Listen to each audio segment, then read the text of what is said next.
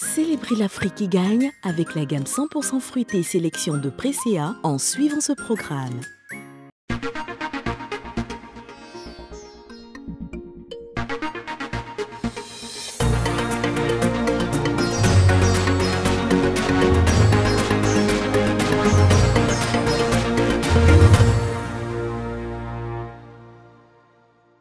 Bonsoir à tous, bienvenue dans Made in Africa, votre magazine économique 100% africain. Ce numéro sera consacré à l'économie numérique. Difficile de trouver une définition précise de l'économie numérique, mais on peut parler d'une économie qui s'appuie sur les technologies de l'information et de la communication. Une économie connectée, une économie qui mise sur le digital, sur les innovations ou encore sur l'intelligence artificielle. Une économie en plein essor sur le continent. D'ici 2025, l'économie numérique pourrait peser 180 milliards de dollars en Afrique, soit 5,2% du PIB. D'ici 2050, elle pourrait peser pas moins de 712 milliards de dollars, soit 8,5% du PIB.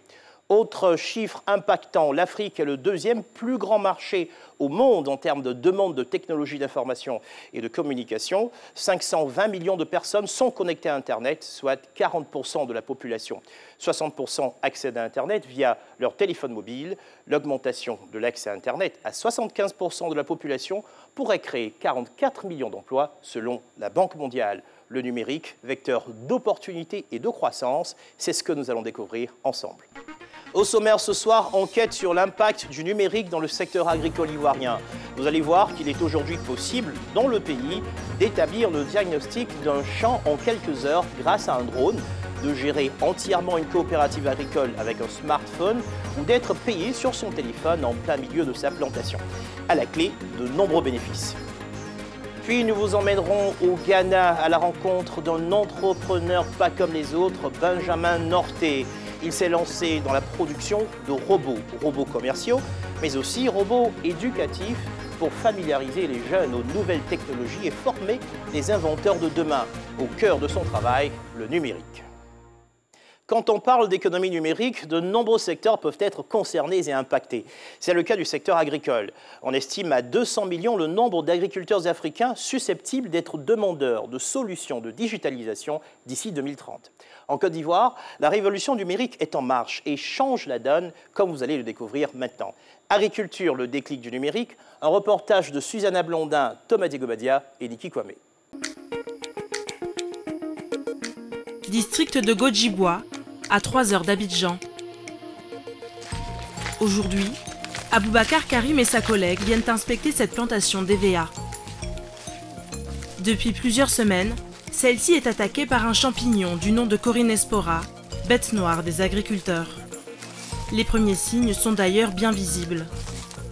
On a une feuille, voilà, donc qui est légèrement attaquée. Donc le symptôme en fait c'est qu'il y a une arête de poisson. Si les feuilles ne sont pas traitées, c'est toute la plantation qui risque d'être touchée par la maladie. Pour établir leur diagnostic, les deux techniciens ne font pas de prélèvement ni d'analyse, mais utilisent une toute nouvelle technologie. Préparer le matériel. Depuis 4 ans, le cabinet de conseil agricole créé par Aboubacar propose des diagnostics phytosanitaires par drone.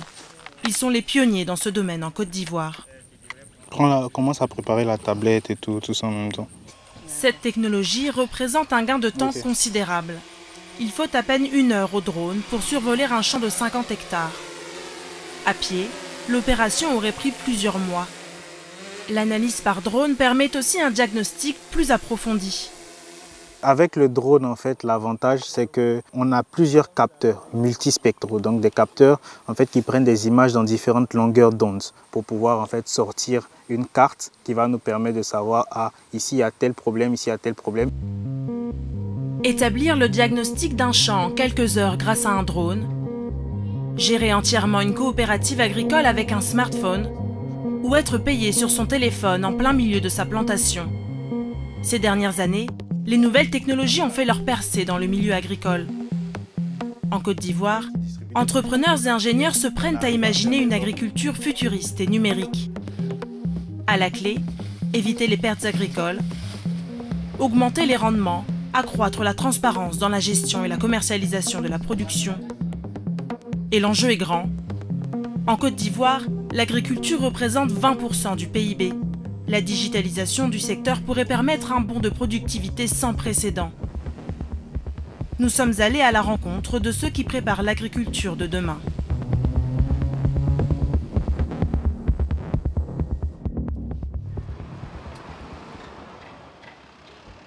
C'est dans les bureaux d'Investive, à Abidjan, que sont analysées les images récoltées par le drone sur la plantation. Comment ça va? Aboubacar Karim, ingénieur agronome de 25 ans, a fondé il y a 4 ans cette société de conseil agricole qui emploie 13 personnes. Agronomes, techniciens, programmeurs, leur credo, une agriculture de précision. Pour ce projet innovant, la start-up a remporté près de 160 000 $ de prix en Côte d'Ivoire et à l'international, ce qui a permis l'achat d'une vingtaine de drones. Le drone, en fait, c'est un outil qui permet de collecter des informations rapidement. Voilà. Rapidement sur de grandes superficies et aussi qui permet de collecter plusieurs types d'informations en même temps. On peut obtenir la cartographie, les limites, les dimensions du terrain, on peut connaître les courbes de niveau, on peut faire un plan d'aménagement, on peut faire la modélisation 3D du terrain. Il faut entre 2 à 3 jours aux équipes pour établir le diagnostic complet d'un terrain. Bonjour. Ce matin, Aboubacar a rendez-vous avec M. Yao, le propriétaire de la plantation d'EVA. Donc là, on a fini de collecter les informations sur ta parcelle. Oui, oui. Du coup, on va te présenter un peu les résultats. Résident à Abidjan, M. Yao n'a pas eu l'occasion de se rendre sur sa plantation ces dernières semaines. À l'aide du logiciel, Aboubacar génère des indices pour connaître la densité de feuilles présentes sur les EVA. Et le constat est saisissant. Sur une partie de la parcelle, les feuilles représentées ici en vert ont quasiment disparu. Ces plants-là sont malades. Donc l'avantage aussi des drones, c'est qu'on arrive à identifier ces maladies-là plus rapidement. Il faut compter au minimum 20 000 francs par hectare survolé. Une technologie qui peut paraître chère, mais ce diagnostic précoce permet d'éviter des pertes encore plus coûteuses. En Côte d'Ivoire, 30% des rendements d'EVA sont perdus à cause de la propagation de Corynespora. Sur ma plantation de 50 hectares, le nombre de pieds morts par an, on peut compter 100 à 200 pieds. Un pied d'EVA qui est mort, c'est une perte pour moi. Pendant 30 années, l'EVA va nous rapporter de l'argent. Donc il faut le suivre, il faut le traiter régulièrement pour qu'il puisse, excusez-moi du terme, faire son travail. C'est-à-dire que nous, on la nourrit, il faut qu'en retour, il nous nourrisse. Après le drone cartographe, place au drone épandeur qui déversera le traitement sur la plantation malade. On a 5 zones de traitement qui sont en fait différenciées par les couleurs qu'on a. Et en fonction de la table qui est là, en fait, on a des différentes doses. Donc quand il va le drone de pulvérisation, quand il va passer sur la zone verte, par exemple, il aura une dose différente de quand il va passer sur la zone orange. Ça c'est l'avenir, quoi. Voilà. On ne va pas continuer à aller traiter mettre les produits au pied des plants voilà, de façon artisanale. S'il y a la technologie qui nous aide à résoudre nos problèmes, bon, moi je pense que c'est mieux. Encore inconnue en Côte d'Ivoire il y a quelques années, cette agriculture de précision séduit de plus en plus. Investive supervise les plantations d'une trentaine de producteurs comme M. Yao. La société a vu son chiffre d'affaires multiplié par 3 en 4 ans. D'accord, donc on reste en contact. Oui. Retour sur la plantation d'EVA de M. Yao. Aujourd'hui, place au traitement avec le drone épandeur.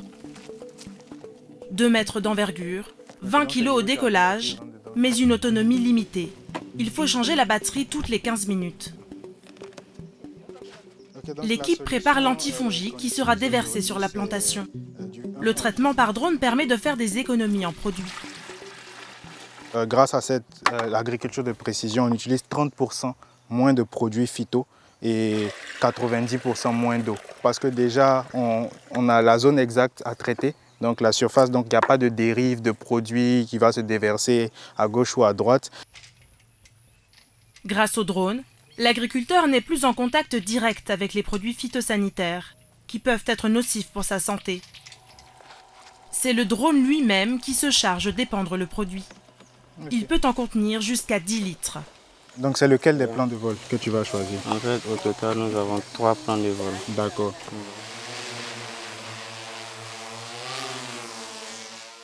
C'est parti pour 1 heure d'épandage.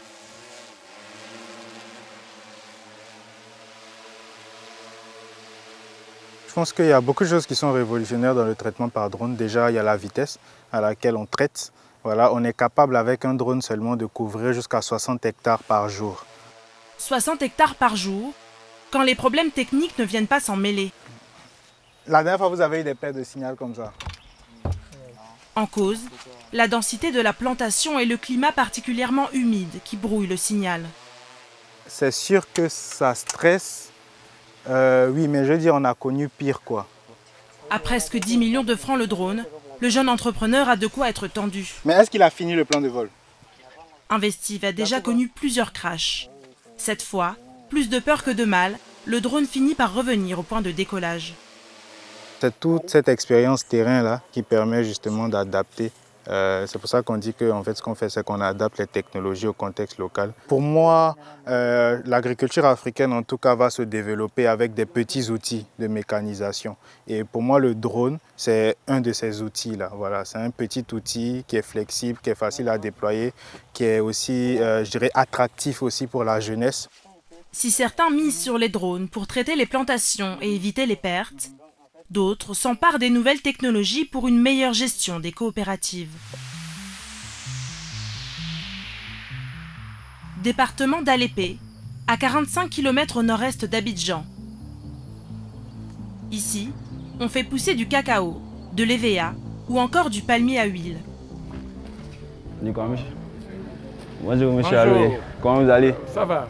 Du coup, et la coopérative? Oui, ça marche très bien. Sostengui Ehui est chef de projet chez ICT4Dev, une entreprise ivoirienne spécialisée dans le développement d'outils numériques pour l'agriculture. Aujourd'hui, il vient faire le suivi de cette coopérative qui utilise depuis 1 an leur application de gestion en ligne, Gélico. Disponible sur téléphone et ordinateur, l'application permet de numériser le registre des adhérents, d'enregistrer leurs parcelles, ainsi que la production vendue à la coopérative. Guy invite le président à enregistrer ses membres. Je pense que 82 producteurs, ce n'est pas assez, hein, parce que vous voyez la campagne qui approche, il faudrait qu'on puisse les enregistrer leurs parcelles, pour qu'on puisse, pour que vous puissiez vous-même de façon autonome gérer la commercialisation des produits agricoles. Objectif, faire en sorte que la prochaine campagne se déroule de façon plus transparente, de la collecte des produits jusqu'à leur vente. Auparavant, tout était répertorié à la main dans des registres, ce qui pouvait entraîner de nombreux problèmes.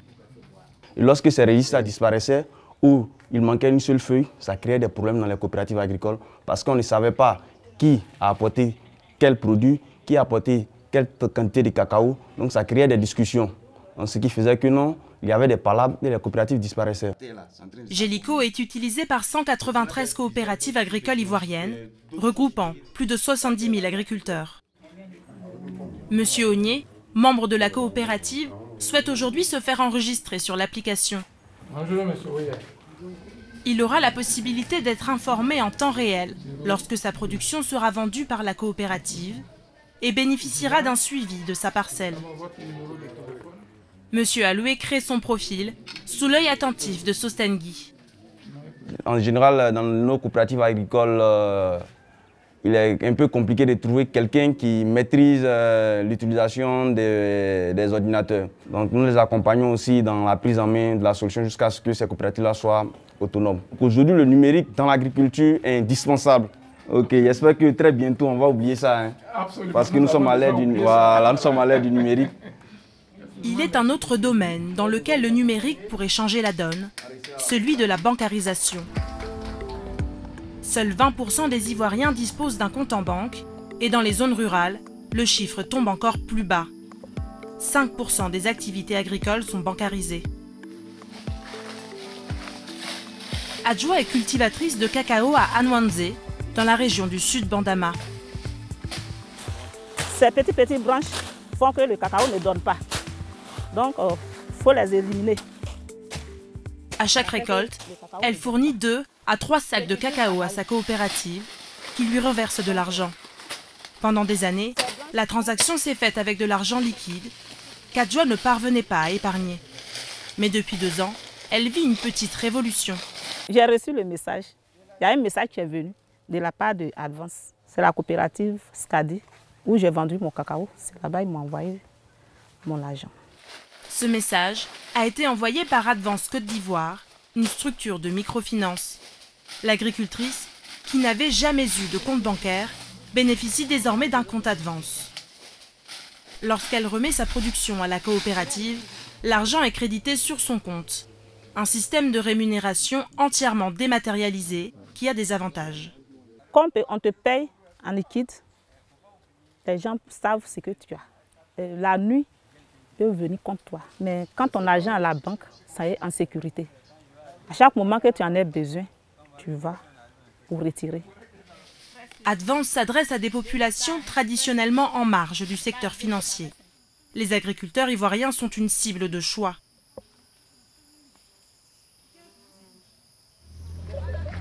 De retour au village, l'agricultrice consulte son compte sur son téléphone. Pas besoin de smartphone ou de connexion Internet, mais d'un code USSD, comme ceux utilisés lors de transactions mobile money. Adjoa bénéficie d'une meilleure visibilité sur ses dépenses et parvient même à épargner. À chaque moment que je cueille mon cacao et puis ça passe sur la banque, je retire un peu pour faire mes besoins et il y a un peu qui reste. Avant, c'est main à main. Tant qu'on te donne, je dépense tout. Je ne peux pas faire économie. Lorsqu'elle a besoin d'argent liquide, elle se rend au point de retrait Advance, situé à Hermankono, à quelques kilomètres de son village. 35 points de ce genre sont répartis en Côte d'Ivoire, principalement dans les zones rurales. Je vais retirer 20 000. Oui. Si elle avait voulu retirer de l'argent dans une banque classique, Adjoa aurait dû se rendre à Divo, à plus de 40 km. En Côte d'Ivoire, 50 000 agriculteurs ont été séduits par ce service de microfinance. Il permet d'épargner son argent, de le retirer ou encore de souscrire à un prêt en quelques clics. Bonjour. À terme, l'objectif est que les agriculteurs n'aient plus besoin de se rendre dans ces points de retrait. Avant, c'était en fait le producteur qui partait vers les institutions financières, mais aujourd'hui, c'est les institutions financières qui partent vraiment vers les agriculteurs. Et cela se fait grâce bien évidemment aux canaux digitaux que nous avons développés. Notre ambition, c'est d'éliminer le plus possible l'utilisation du cash en zone rurale. C'est de créer un écosystème pour permettre aux producteurs de faire des paiements via son téléphone, étant dans son campement. Par exemple, acheter ses intrants via son téléphone et payer vraiment ses factures via son téléphone. Créer vraiment un réseau de récepteurs. Même le petit boutiquier du village qui sera vraiment un récepteur. Digitaliser entièrement les transactions dans le monde rural, le projet peut paraître utopique. Le manque d'éducation et l'analphabétisme restent des freins majeurs à la digitalisation. Mais les acteurs de la transition numérique ont bon espoir. Il y a une nouvelle génération de producteurs qui émergent. Beaucoup de producteurs qui sont scolarisés, sont des anciens étudiants, des gens qui sont à l'école. Cette génération nous permettra bien évidemment de passer vraiment à une nouvelle étape de digitalisation. Le numérique, au cœur de l'agriculture de demain. On estime à 200 millions le nombre d'agriculteurs africains qui seront demandeurs de solutions digitales d'ici 2030.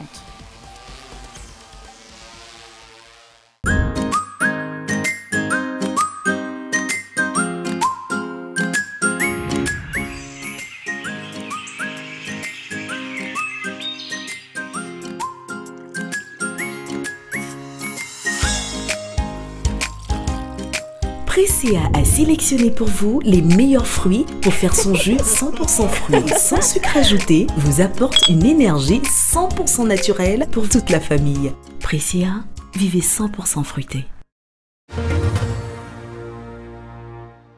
Sur le plateau pour débattre, j'ai le plaisir d'accueillir Aboubacar Karim, directeur général de la société Investive, Franck Vaudier, responsable d'Orange Digital Center, et Vincent Claustre, directeur des opérations chez Inetom Côte d'Ivoire.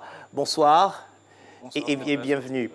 Alors, la première des choses, et la question va s'adresser à vous, alors on a vu quand même, on va commencer par ce chiffre-là, qu'on a vu dans la présentation de l'émission, la production agricole doit augmenter de 60% dans les 15 prochaines années si on veut pouvoir satisfaire la demande du continent. Ce sont les chiffres de la Banque mondiale. Alors, est-ce que selon vous, l'économie numérique, pour réaliser cet objectif, est un enjeu clé?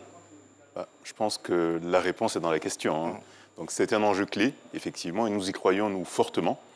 Et au sein d'Orange Digital Center, que j'ai le plaisir de diriger, nous avons accompagné un certain nombre de start-up intervenant dans le domaine de l'agriculture à différentes étapes et sur différents sujets. Alors, Vincent Claustre. Aujourd'hui, le véritable enjeu, c'est l'augmentation de la productivité agricole. Et le digital est un levier, au-delà d'un enjeu, c'est un levier en fait, fort en fait, pour développer cette productivité. Un des leviers en fait, qui se décline sur différents axes.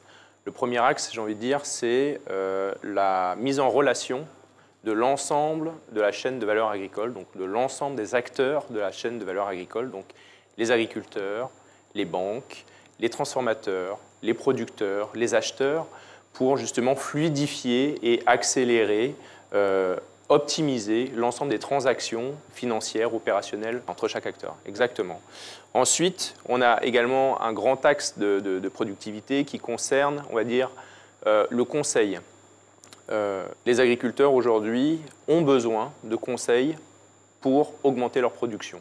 De conseils au niveau des méthodologies de production, au niveau de la météorologie également. Et tout ça, ça va favoriser la productivité. Les méthodes d'épandage et tout ça. C'est une très belle transition pour interroger Aboubacar Karim. Vous avez créé Investive. Alors, comment vous est venue l'idée? Pourquoi? Quels étaient les challenges que vous aviez identifiés pour créer Investive? Ok, déjà, l'idée d'Investive m'est venue pendant que j'étais encore étudiant. Voilà, donc j'avais fait un stage ici en Côte d'Ivoire, du côté d'Aboisseau, au Conseil du café cacao. Et j'avais constaté qu'il y avait beaucoup de producteurs en fait, qui manquaient de suivi dans tout ce qui est gestion de leur opération, planification et tout. Et donc c'est de là que l'idée d'Investive est venue. Et à quel moment est-ce que l'idée des drones vient? Justement, donc l'idée des drones vient quand on va sur une parcelle et qu'on n'arrive pas à faire le tour de la parcelle, on n'arrive pas à identifier ce qu'on veut identifier et qu'on a besoin en fait d'avoir une image, on va dire, aérienne. Oui. Voilà, un troisième œil, si on veut dire, si on peut s'exprimer comme ça, pour pouvoir en fait mieux gérer l'exploitation. Là, on est en quelle année? Et là, on est en 2017. Aujourd'hui, est-ce qu'il y a beaucoup de demandes en matière d'agriculture de précision? Il y a de la demande. C'est un secteur qui évolue bien. Voilà, en 2017, c'est quelque chose qui était nouveau, mais aujourd'hui, on reçoit carrément des appels d'offres. On travaille avec des particuliers, mais on travaille aussi avec des agro-industriels, on travaille avec des acteurs aussi du secteur public, comme le gouvernement, des agences publiques. Et de plus en plus aussi, les technologies évoluent vite. C'est-à-dire, chaque 6 mois, en moyenne, il y a une innovation de taille. Donc, on arrive aussi à s'adapter, c'est ce qui est intéressant. Alors, moi, j'ai une plantation, 20 hectares d'EVA. Je veux épandre de l'engrais. Oui. Ça me coûte combien? Je peux donner la fourchette. Vous allez être situé entre 15 000 et 20 000 hectares, voilà, dépendamment on va dire de la nature de votre plantation, de l'âge des plants, du dosage aussi du produit, voilà.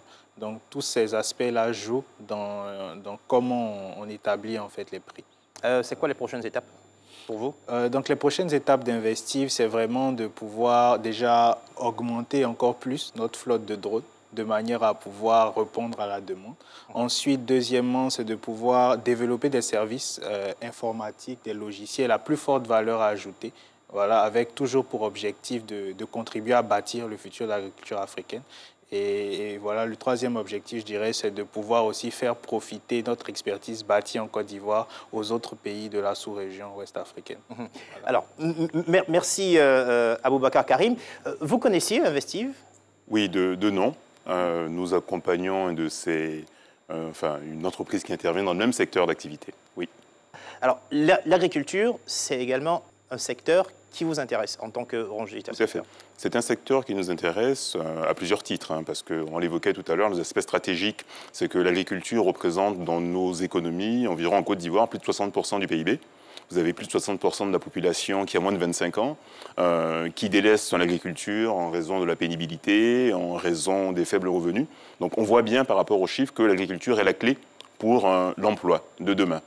Simplement, grâce au digital, nous pensons qu'on pourrait inverser la tendance et permettre aux jeunes, encourager les jeunes à revenir dans le secteur de l'agriculture. Alors, Vincent Claustre, on a vu également quelque chose d'intéressant, la digitalisation des coopératives. À partir d'un téléphone ou d'un simple ordinateur, ils arrivent à gérer les superficies, le nombre de personnes, les productions et tout ça. Est-ce que ça aussi, c'est un enjeu clé aujourd'hui? Alors, aujourd'hui, les coopératives ont deux enjeux. Alors, je dirais même un seul enjeu, c'est, on va parler de la confiance. La confiance vis-à-vis des agriculteurs et la confiance aussi vis-à-vis des acheteurs. Et les outils en fait, qui ont été présentés, donc ICT4Dev, qui est aussi un partenaire avec qui nous travaillons, participent justement à améliorer la transparence et la traçabilité de la vente des produits, de la production. Pour la coopérative, c'est extrêmement important d'être outillé pour justement mieux maîtriser ce qui est produit et mieux maîtriser ce qui est vendu. Alors j'aimerais que vous puissiez élaborer un peu sur l'importance stratégique aujourd'hui, ne serait-ce que dans le secteur agricole, de l'inclusion financière. La bancarisation dans nos pays, en Côte d'Ivoire, passe par de l'inclusion financière, ce qui est un peu différent. On n'est pas forcément tout à fait dans l'optique d'avoir un compte bancaire, mais déjà de générer de la transaction monétaire électronique. Aujourd'hui, avec l'agriculture, on a plusieurs sujets qui sont, j'ai envie de dire, différents en fonction des secteurs. Si on parle par exemple du café-cacao, on va rencontrer en fait des problématiques de paiement, de sécurité même pour les paiements. Et l'inclusion financière va permettre d'éviter justement tous les risques qui sont liés au paiement au moment des campagnes de café-cacao qui brassent des sommes assez importantes. Alors, ça me donne envie de poser une question à Orange. Est-ce que vous avez des solutions pour les agriculteurs en matière d'inclusion financière? Tout à fait. En matière d'inclusion financière, on pense bien sûr tout de suite à Orange Money, qui est notre produit phare et qui n'est pas seulement un produit d'envoi et de réception d'argent, puisque vous avez un certain nombre de services associés qui permettent effectivement de mettre efficacement en relation donc, les fournisseurs, les agriculteurs et leurs clients ou prestataires. Ouais. Et après, nous avons toujours dans la foulée d'Orange Money, Orange Bank, qui ouvre ses portes et qui va être un complément important donc, à ce processus d'inclusion financière auquel nous participons. Alors, pour réussir en matière d'utilisation de solutions numériques, il y a quand même... Il faut savoir lire et écrire, l'alphabétisation. C'est un enjeu aujourd'hui, Aboubacar. Oui. Alors, selon vous, quelles sont les solutions possibles pour régler ce problème en deux mots? D'accord. Déjà, il y a plusieurs solutions. Je sais qu'au niveau, par exemple, du conseil agricole, il y a plusieurs solutions qui sont basées sur les messages vocaux. Les messages vocaux, par exemple, en langue locale et tout, ou même des solutions de vidéo à la demande pour des producteurs qui leur permettent, par exemple, de savoir comment utiliser tel ou tel produit et tout, parce que bon, les producteurs, c'est vrai que souvent, ils ne savent pas lire ou écrire, mais ils sont quand même assez réceptifs sur tout ce qui peut permettre d'améliorer leur pratique. Solution vocale, ça voudrait dire bonjour Aboubacar, si vous voulez envoyer de l'argent, dites « c'est quelque chose comme ça. Exact. Oui, alors vous vouliez peut-être ajouter quelque chose, Franck Audier? Oui, tout à fait. Vous parliez tout à l'heure de la problématique de l'alphabétisation. Oui. Donc, nous avons par exemple Biosev, qui est une start-up ivoirienne, qui produit de l'engrais... Alors c'est bien Biosev. Ok, Biosev. Voilà, qui produit de l'engrais biologique et des produits biologiques de manière générale, qui par ailleurs a développé une application qui permet justement d'adresser les paysans, les agriculteurs en langue locale et qui leur permet d'apprendre comment fabriquer de l'engrais biologique notamment. Est-ce qu'il ne faudrait pas une implication massive du gouvernement, de l'État, dans le développement de technologies qui pourraient permettre de changer la donne? L'État a son rôle à jouer, il a sa part à prendre. L'État a pour moi vocation à cadrer, organiser et réguler. Et peut-être faciliter le fait que le secteur privé puisse s'impliquer, développer des technologies en ayant un cadre d'action propice pour cela.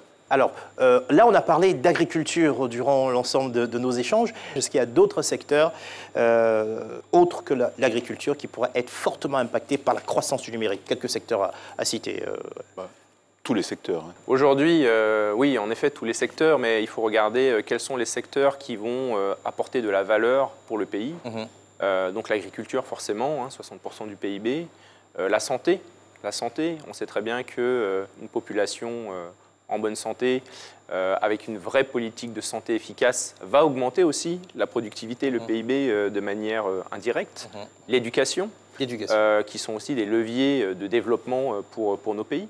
S'il y a un quatrième point, je ne le prends pas parce que c'est ma transition toute trouvée pour mon second reportage. Et donc à présent, je vous propose de changer complètement de secteur, mais aussi de pays, direction le Ghana pour découvrir les robots de Benjamin Orté, des robots pour aider les humains au quotidien, des robots pour développer l'inventivité des plus jeunes. L'entrepreneur, vous allez le voir, croit plus que jamais en l'intelligence artificielle pour développer l'économie du continent. La révolution des robots, un reportage de Thomas Digobadia et Oscar Noël-Sangan.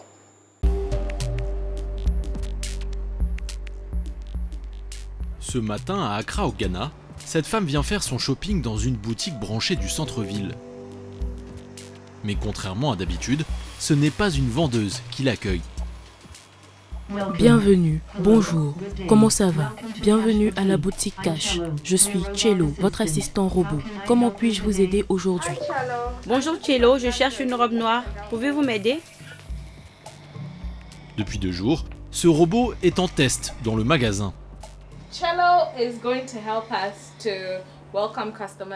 Cello va nous aider à accueillir les clients et faire le travail d'assistant pour le shopping. C'est notre nouvel assistant intelligent. Oh, il est vraiment trop mignon. Si le robot n'est pas encore capable de trouver la bonne robe pour cette femme, l'idée est de surprendre les clients et créer un buzz sur les réseaux sociaux. Mais très bientôt, il aura de nombreuses autres fonctionnalités. C'est ce qu'a promis à la patronne du magasin, Benjamin Norté, l'inventeur du robot. On va installer sur le robot une boîte de discussion liée à vos différentes messageries sur les réseaux sociaux. Il pourra ainsi répondre directement aux clients. Si un client est intéressé par un vêtement en particulier, le robot pourra lui répondre automatiquement si elle est disponible ou non. Si un robot de ce type dans une petite boutique peut sembler un peu gadget, cet entrepreneur ghanéen en est persuadé, d'ici peu, plus personne ne pourra s'en passer.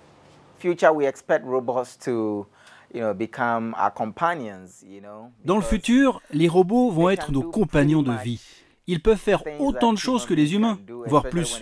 Ils sont plus efficaces et ne sont jamais fatigués.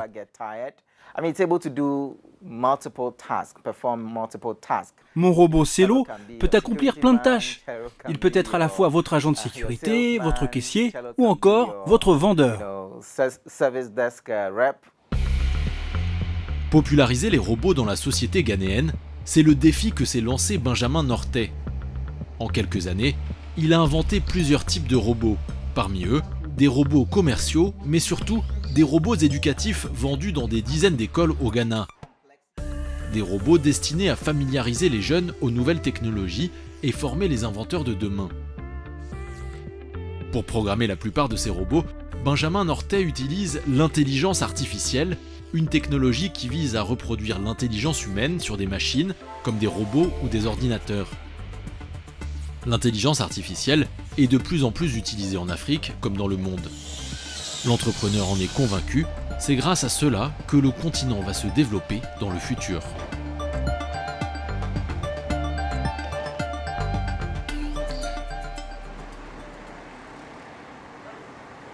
Direction le quartier de East Lagon, dans le nord-est de la capitale ghanéenne.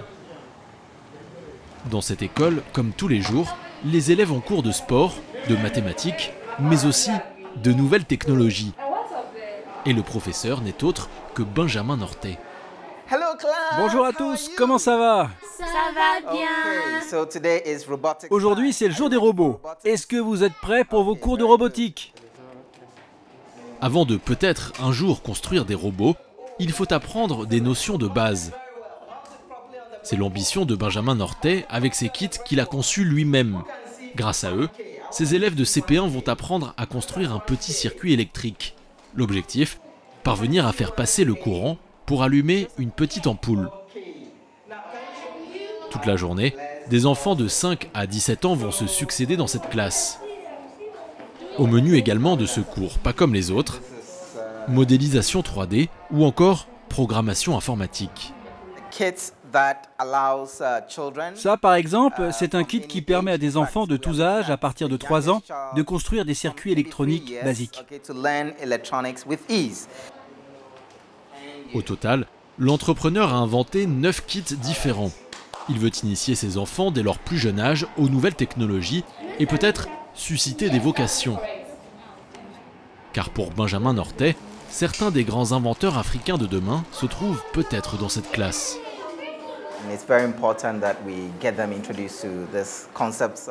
C'est vraiment important de leur présenter ces concepts très tôt. C'est des enfants de primaire. Je pense qu'en les exposant à ces concepts, ça va les aider à développer leur ingéniosité. On veut que ces enfants deviennent des créateurs, des inventeurs, des innovateurs. Et cela passe forcément par faire de l'électronique de base comme on fait maintenant. Aujourd'hui, le monde change très vite. Alors peut-être que demain, on aura tous besoin d'un robot. J'adore découvrir les nouvelles innovations qu'il y a dans le monde. Dans le futur, j'aimerais moi aussi inventer plein de choses. Développer l'inventivité et la créativité de ces jeunes, une tâche noble mais aussi un business lucratif pour Benjamin Nortet. Car la plupart des kits utilisés ici sont produits par son entreprise. Après les cours, l'entrepreneur présente au professeur de l'école une de ses dernières inventions. Hello, good afternoon. Bonjour à tous, je suis venu vous montrer les nouveaux kits qu'on va utiliser pour les leçons. Ça, c'est un kit avec un petit robot pour introduire les jeunes à l'ingénierie.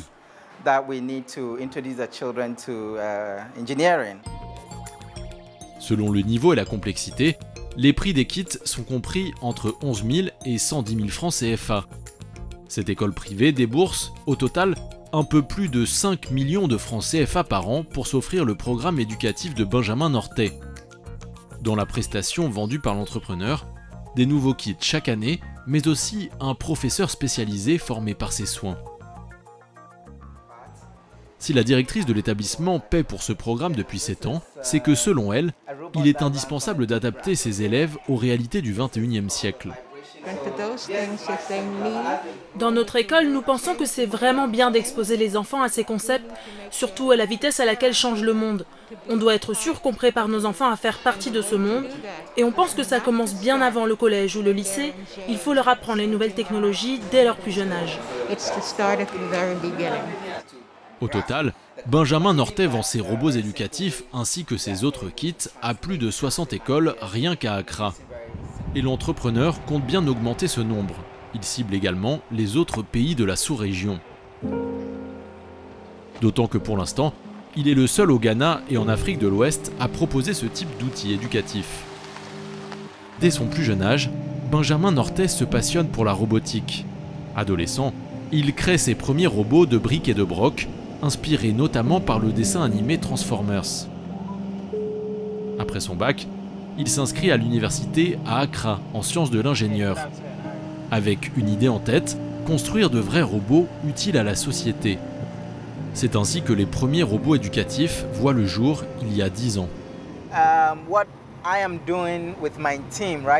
Avec mon équipe, nous travaillons sur des programmes et des solutions pour permettre à une nouvelle génération d'inventeurs et d'ingénieurs d'émerger et de faire des grandes choses pour l'Afrique. Notamment dans le domaine des sciences. Et l'intelligence artificielle, c'est le futur. Nous, les Africains, nous devons vraiment investir à fond dans ce domaine, car ça ne peut être que bon pour notre économie.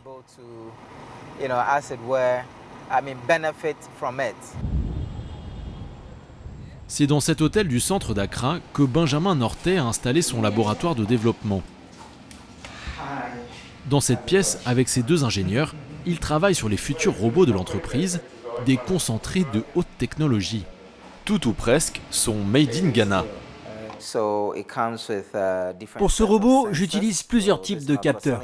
Il y a le capteur à ultrasons, le capteur de luminosité, le capteur de suivi de ligne. Nous avons aussi cette petite caméra qui peut interagir avec le système du robot grâce à l'intelligence artificielle. L'intelligence artificielle, une technologie qui il y a encore quelques années paraissait futuriste. Aujourd'hui, elle fait partie de notre quotidien.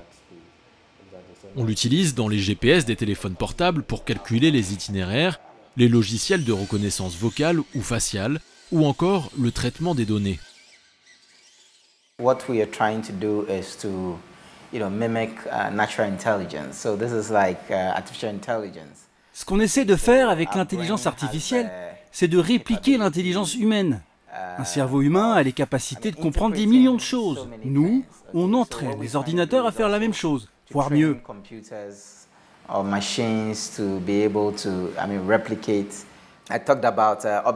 Avec l'intelligence artificielle, on peut faire en sorte que le robot reconnaisse un objet défini à l'avance, comprenne qu'il est en train de se déplacer et qu'il se mette à le suivre si l'objet en question est en mouvement. L'entrepreneur peut adapter le logiciel de robot selon les clients.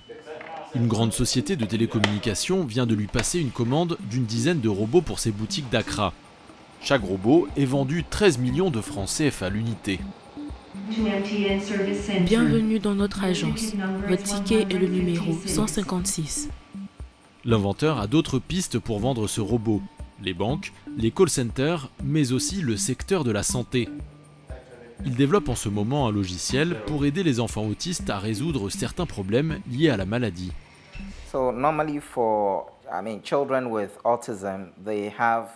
Les enfants atteints d'autisme ont du mal à coordonner l'activité de leur cerveau avec leurs bras ou leurs jambes. L'idée est de les aider à améliorer leur motricité grâce au robot, car c'est une sorte de gros jouet interactif et très ludique pour eux. Par exemple, ce robot peut lever son bras et l'enfant doit répéter ce mouvement.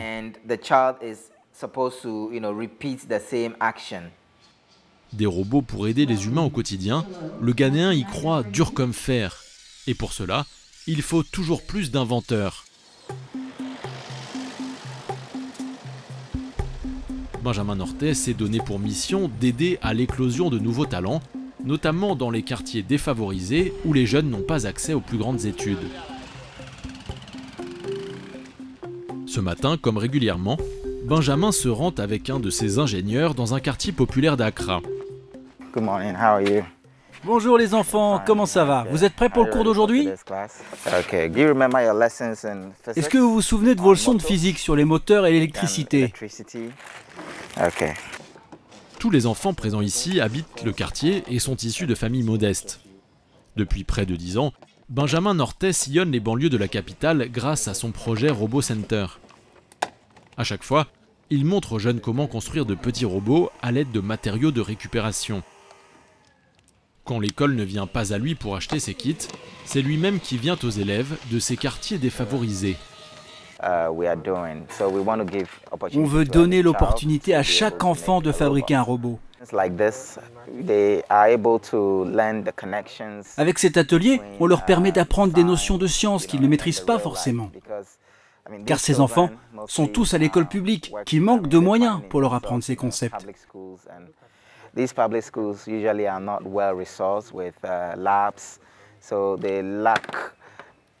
Donc, ils ont souvent des lacunes en sciences. Avec cet atelier, on ouvre leur esprit grâce au côté pratique. Et grâce à cela, qui sait si à l'avenir, le prochain Einstein ou Elon Musk ne viendra pas d'ici.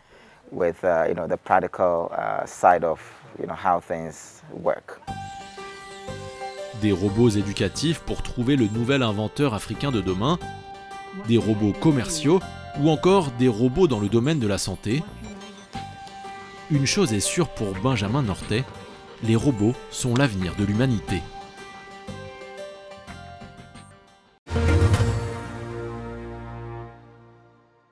Retour sur le plateau de Made in Africa après avoir vu ces différentes images au Ghana. J'ai une question pour vous, peut-être Franck ou Vincent ou même Aboubacar. Qu'est-ce qui vous aura marqué dans ce reportage?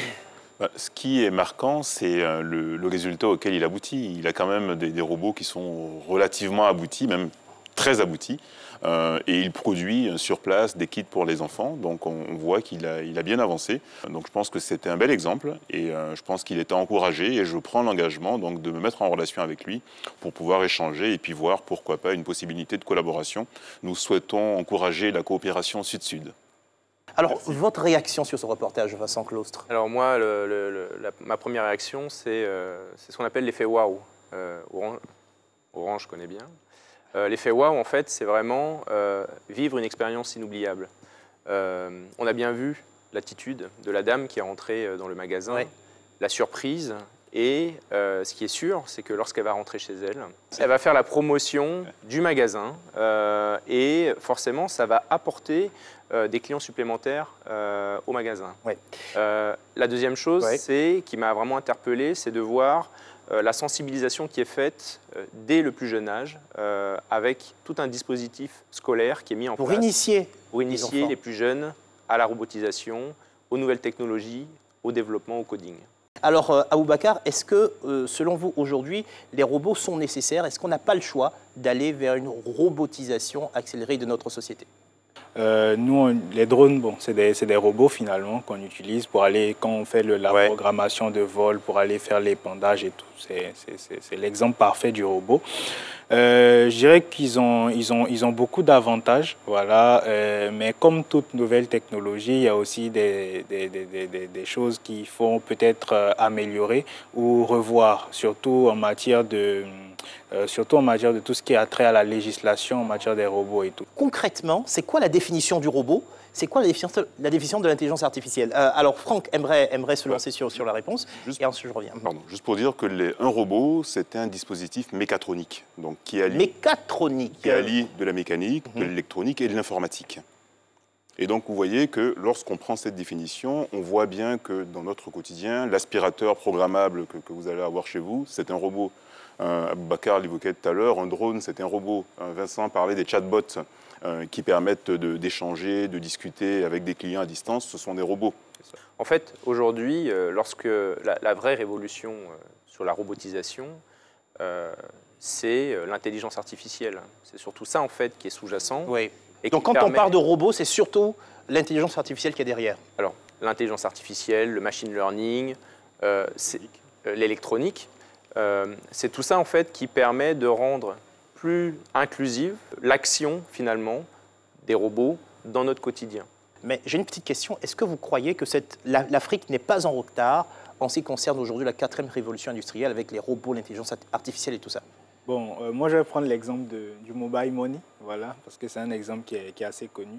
Voilà, donc je pense que l'Afrique déjà en termes de mobile money a un avantage sur le monde. Au contraire, elle arrive à sortir son épingle du jeu et je pense que dans les années à venir, avec toute l'énergie de la jeunesse africaine, avec tous les efforts qui sont mis justement pour des trucs comme Orange Digital Center, avec la formation, le code et tout, je pense que il y a vraiment quelque chose en tout cas qui va être créé en Afrique. En tout cas, j'ai aimé cette phrase, on ne l'entend pas souvent.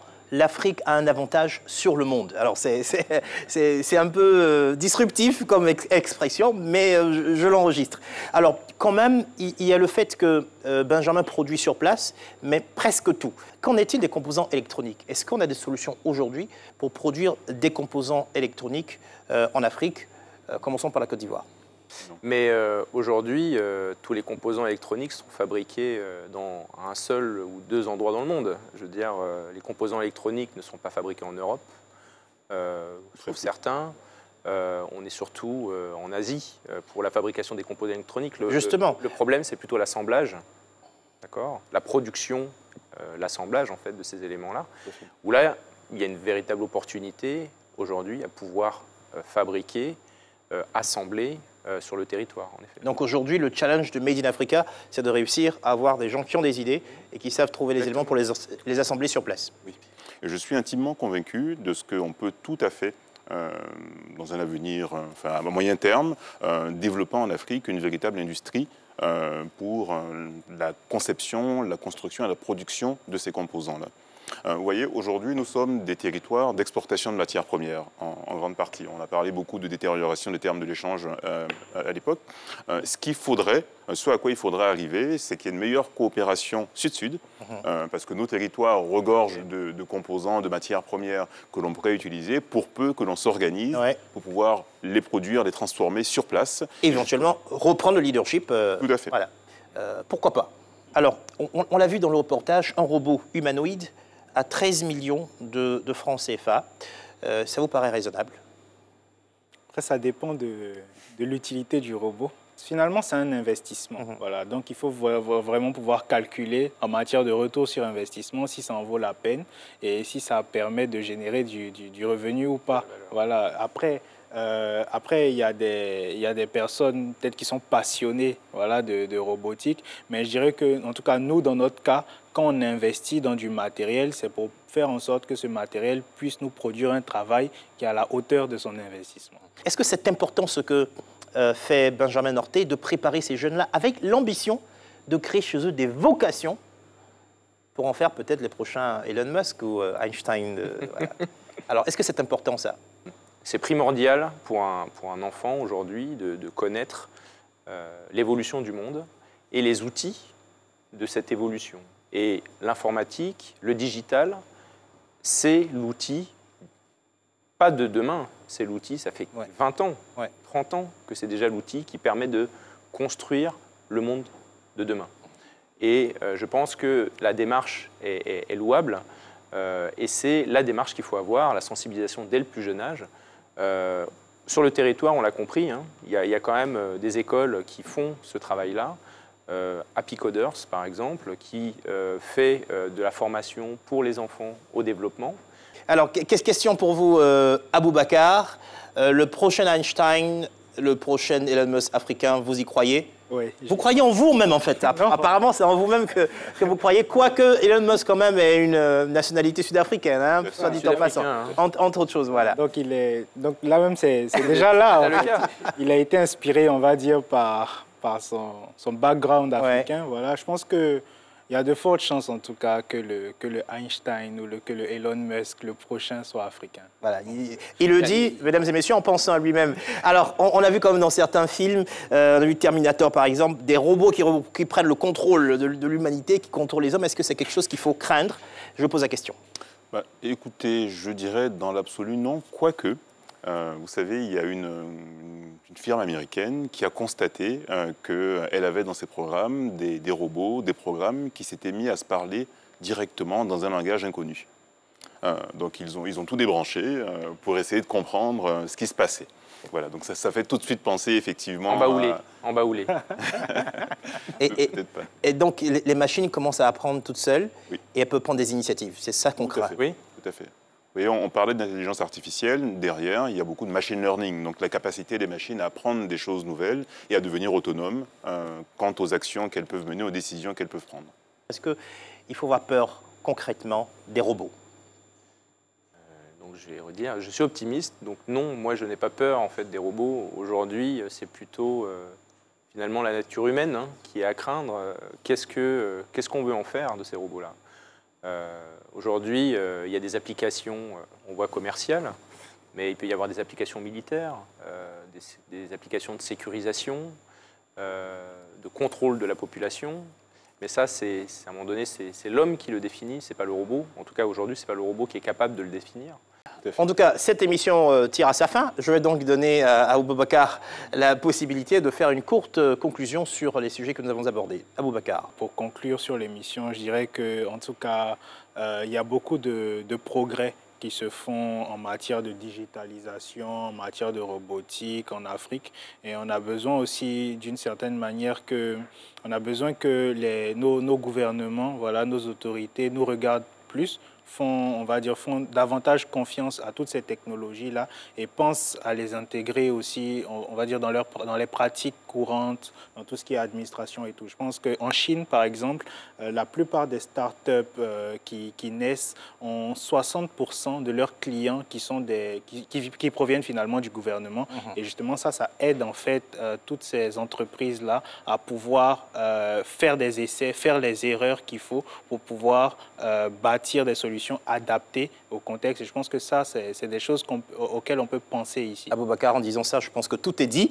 Il ne me reste plus qu'à vous dire merci. Merci Aboubacar, merci à Vincent, merci à Franck. Merci Stéphane. Merci infiniment. Merci à vous aussi, chers téléspectateurs, d'avoir suivi ce numéro de Made in Africa. Quant à moi, je vous donne rendez-vous dans 15 jours pour un tout nouveau numéro. Vous pouvez toujours retrouver cette émission sur notre site internet, c'est www.rti.ci ou sur l'application RTI Mobile. Vous pouvez aussi suivre nos activités sur les réseaux sociaux, Made in Africa pour Facebook et Made in Africa TV pour Instagram et Twitter. Merci à tous ceux qui m'ont aidé à préparer cette émission, aux équipes de production d'Éléphant Africa. Merci également aux équipes de la RTI pour la réalisation. Avant de vous souhaiter une bonne suite de programme, eh bien, je rappelle cette phrase de Aboubacar Karim en matière de nouvelles technologies. L'Afrique a un avantage sur le monde. Bonne suite de programme sur RTI. Vous avez suivi ce programme avec la gamme 100% fruitée, sélection de Pressia.